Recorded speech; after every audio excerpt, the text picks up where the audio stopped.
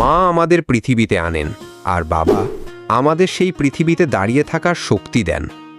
কিন্তু মা যেমন পাশে থাকেন, বাবা যেন সবসময় একটু দূরে, একটু নীরব। আপনি কি কখনো খেয়াল করেছেন, এই নীরব মানুষটাই আমাদের জীবনের সবচেয়ে বড় ভিত্তি? মায়ের গর্ভে আমরা 9 মাস ছিলাম, আর বাবার কাঁধে চেপে থেকেছি 25 বছর।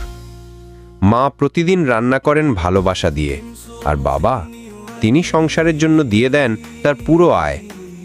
তবুও ভালোবাসার গল্পে মা থাকেন সামনে, আর বাবা থাকেন নেপথ্যে।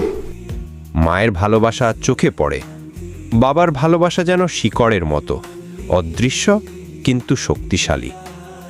আমরা ফোনে মায়ের খোঁজ নিই, কষ্ট পেলে মায়ের কাঁধে মাথা রাখি, আর বাবা দরজার পাশে দাঁড়িয়ে থাকেন, চোখে যেন কিছু একটা বলতে চান কিন্তু বলেন না।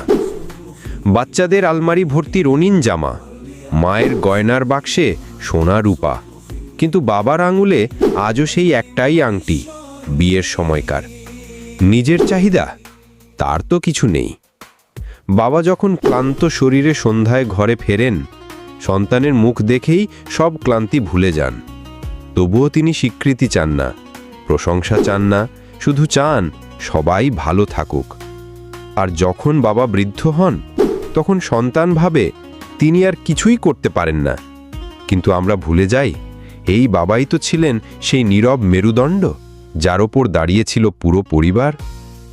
বাবা পিছিয়ে থাকেন না, তিনি সামনে আসেন না ইচ্ছে করি, কারণ তিনি জানেন তার ভালোবাসা প্রমাণ করতে হয় না, শুধু টিকিয়ে রাখতে হয় নীরবে নতজানু ভালোবাসায়।